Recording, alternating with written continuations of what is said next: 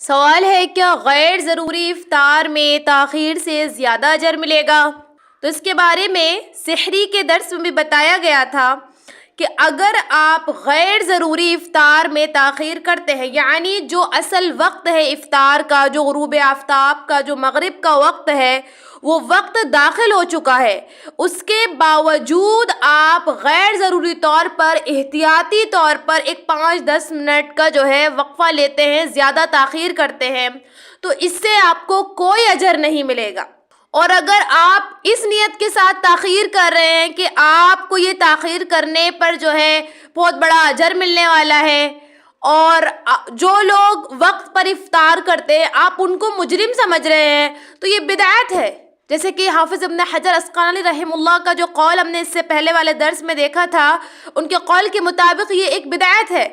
اور ہم تمام جانتے ہیں کہ بدعت ایک گمراہی ہے، اور گمراہی کا ٹھکانہ آگ یعنی کہ جہنم ہے۔ تو غیر ضروری افطار میں تاخیر کرنے سے آپ نے کچھ نہیں ملنے والا ہے۔ بہت سارے لوگوں کی تھنکنگ ہوتی ہے کہ ہمارا روزہ لمبا ہوگا، تو پھر ایسے لوگوں سے کہا جائے گا پھر آپ عشاء میں افطار کریں یا پھر آپ افطاری نہ کریں، کیونکہ آپ کو اگر ایسا لگتا ہے کہ روزہ لمبا کرنے سے اجر ملے گا تو پھر تو آپ افطاری نہ کریں یا پھر آپ عشاء میں افطار کریں۔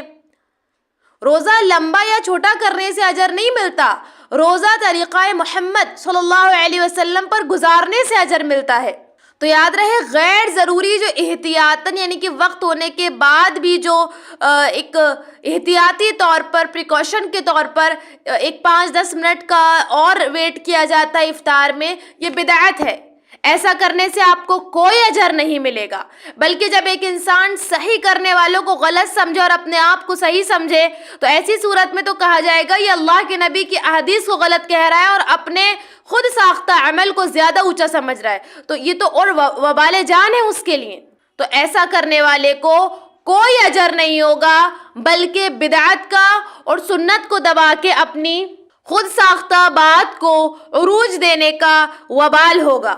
آن لائن اسلامی ٹیوشن بچوں، بچیوں، خواتین اور مردوں کے لیے، اس کے علاوہ آن لائن 2 ایئر عالمہ کورس خواتین اور لڑکیوں کے لیے تعلیم.ایجوکیشن ویب سائٹ وزٹ کریں، QR کوڈ سے اپلیکیشن ڈاؤن لوڈ کیجئے، 8106126040 پر میسیج کریے۔